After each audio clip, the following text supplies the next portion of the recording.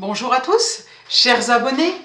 Alors, comme je vous l'ai dit dans la précédente vidéo, cette année, je vais suivre l'énergie du serpent de bois et être un peu moins présente sur ma chaîne YouTube. Alors après, ma fille m'a donné certaines idées pour vous parler du Feng Shui et vous aider à franchir le pas pour une expertise, hein, de bureau, de chambre, de maison complète, etc. Alors bon, voilà, je ferai ça petit à petit, parce que ça nécessite aussi de la préparation. Aujourd'hui, j'aimerais vous parler d'une... alors, pour les personnes qui seraient dans le nord, par rapport à moi, non, moi, il faut savoir une chose, c'est qu'au-delà de Lyon, c'est le nord. Voilà, donc, non, je plaisante. Aux alentours de Strasbourg, parce que j'ai découvert et discuté avec une belle personne qui s'appelle Emmanuel Janssen et qui est pet sitter, qui est voilà, dog sitter et aussi pour les chats.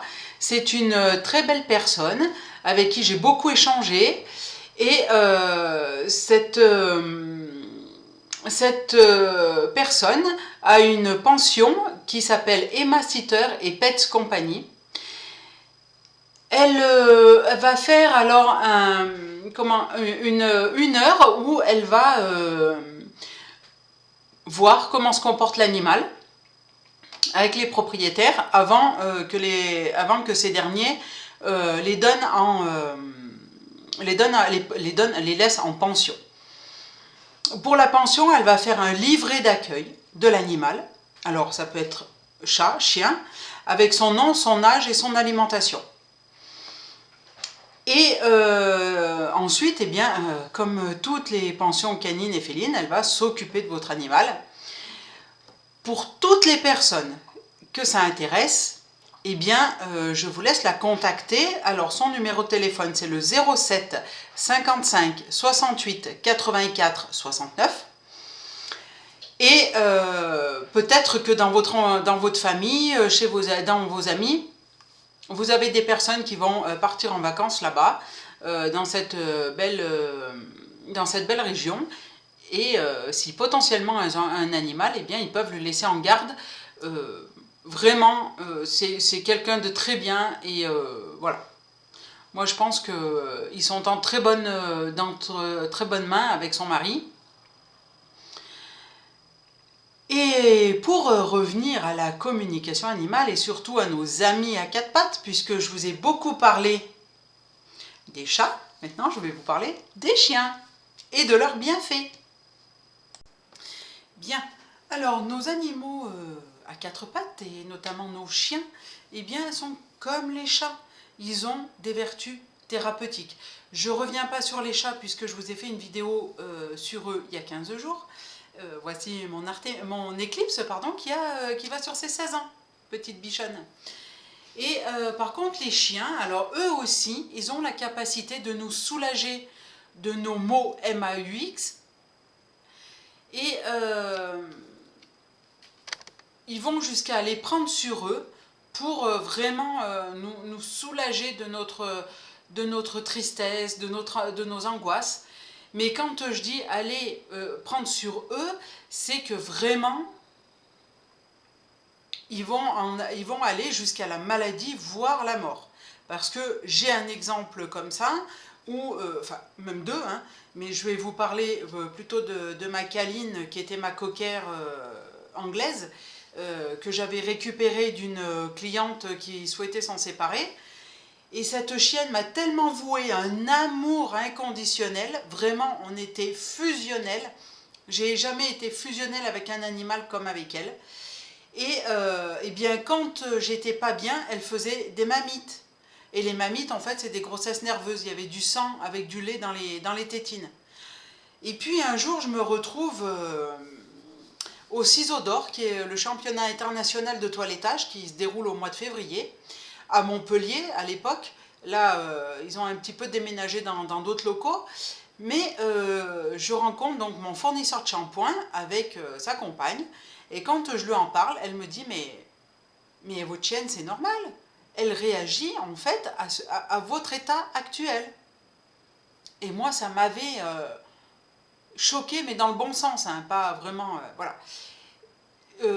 Donc ça, c'est un exemple que, oui, malheureusement, voilà, elle faisait des mamites quand j'étais pas bien,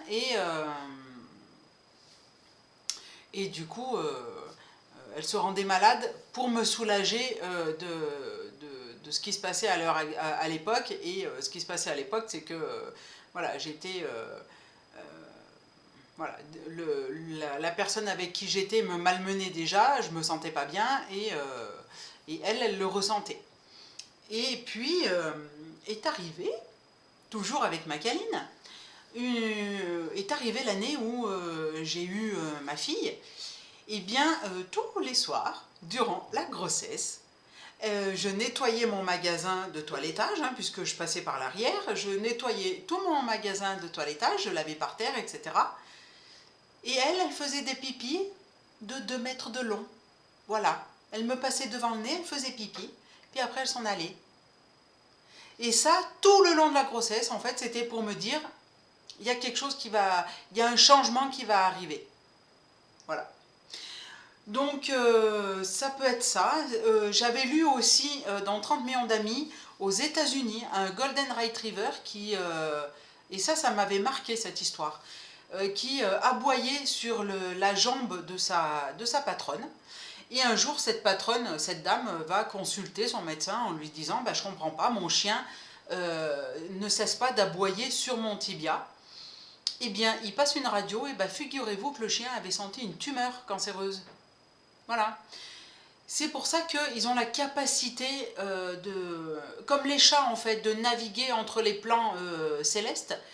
Et ils ont aussi cette capacité de sentir des choses que nous ne sentons pas, parce que nous ne sommes pas ouverts encore à ça. Et puis, un autre exemple, assez récent, je suis bon, voilà, sur une affaire, je suis des chiennes depuis 2 mois. Je me déplace sur un lieu précis et j'avais mon chien ce jour-là, et mon chien était mais dans un stress sans nom, qu'au bout d'un moment j'ai dit écoute, je te détache parce que là vraiment tu me casses les pieds. Et quand on s'est éloigné de l'endroit où j'étais, eh bien le chien avait tendance à se calmer. Ok, j'ai dit bon, et puis je fais une communication avec lui, et je lui dis pourquoi tu étais si stressé? Et il me répond parce que là, dans ce coin-là, il y a quelque chose de mauvais. J'ai senti des mauvaises énergies, on va dire, et ce que tu avais à confirmer, ben, moi je te le confirme, c'est bien là. Voilà, donc mon chien actuel, Uriel, est sensible donc au lieu et au climat aussi, puisque, alors ça c'est quand il était petit, c'était fin de l'hiver dernier, 2024, je pars me promener un dimanche matin, et mon chien, je faisais 2 pas, il se mettait en travers. Oui, Eclipse? Il se mettait en travers. Je dis, mais de ma route. Je dis, mais qu'est-ce qu'il y a qui va pas? Et regardez le ciel. Bon, certes, le ciel, il y avait quelques nuages noirs, mais je lui ai dit, mais t'inquiète, on va se promener, ça tiendra là, ça tiendra, le temps va tenir jusqu'à ce qu'on rentre. Nous étions à mi-chemin, et nous nous sommes pris une tempête de neige monumentale. Nous sommes rentrés et on était blancs l'un comme l'autre. Donc, je me suis dit, ok, mon chien est sensible à la météo, je ferai attention à l'avenir. Et voilà, il est aussi sensible au lieu. Comme tout animal, eh bien, c'est eux qui nous choisissent, hein, que ce soit les chats ou les chiens. C'est eux qui nous choisissent, qui vont rentrer dans nos vies, et s'ils rentrent dans nos vies, c'est qu'ils ont des missions de vie avec nous, qui sont toujours positives. Hein. Il n'y a pas une mission de vie qui est négative, mais c'est pour nous aider en fait à travailler, à traverser notre incarnation de façon un peu plus légère. Voilà. Après, bien sûr, il y a des problématiques spécifiques qui font que les animaux vont prendre un peu plus sur eux, ou un peu moins, ou voilà. Mais juste le fait de les caresser, de leur parler, nous, ça nous soulage. Ça peut donc soulager notre mal-être, et puis eux, eh bien, ça les rend heureux. Voilà. Alors certes, hein, que ce soit dans la rue, chez moi, je parle à mes chiens, je parle à mon chien, je parle à mes chats. Je peux passer pour une folle dingue ou la quadragénaire entre deux, on va dire, entre deux qui est là et qui va nourrir les chats du quartier. Mais pour moi, je suis heureuse dans cette vie voilà, à apporter mon soutien, à apporter ce que je peux à mes animaux, aux animaux de la rue. Et voilà. Après, je suis aussi très heureuse de faire des communications animales parce que pour moi, c'est vraiment le bien-être animal en priorité. Je fais aussi des expertises Feng Shui parce que le bien-être animal va forcément avec le bien-être humain. Et je fais découvrir le Feng Shui par le biais d'ateliers aux enfants. Et là, certains sont très réceptifs à ça. Et puis, voilà, pour moi, c'est vraiment ma mission de vie, elle est là. Elle est de faire le lien entre l'homme et l'animal. Voilà. Il ne faut pas oublier aussi, c'est que les animaux, notamment les chiens maintenant, sont acceptés dans certains hôpitaux pour venir soulager la douleur des patients, des enfants. Ils commencent aussi à introduire un petit peu les chats, et ça c'est vraiment un grand pas pour eux parce que certains sont là pour vraiment nous aider à nous remettre sur pied.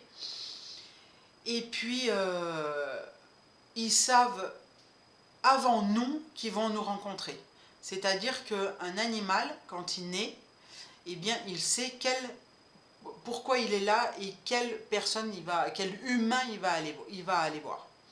C'est pour ça que parfois, dans les refuges, il y a un chien ou un chat qui nous attire plus qu'un autre.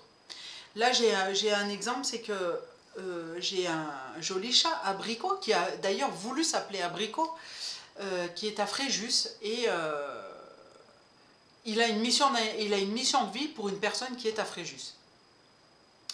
Sauf que cette personne n'est pas prête à le prendre, et la personne qui s'en occupe voulait que je vienne le chercher. Alors je lui ai dit, j'habite à 4 heures de route.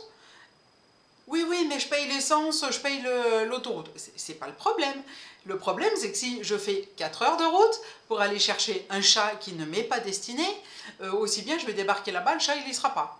Et on pourra le chercher dans tous les bosquets, le chat n'apparaîtra pas. Le mieux, c'est que je fasse une communication avec lui. Et j'ai fait une communication avec Abricot qui me dit « Non, non, mais moi, je veux rester ici, à Fréjus, je suis bien là, je ne veux pas aller chez toi.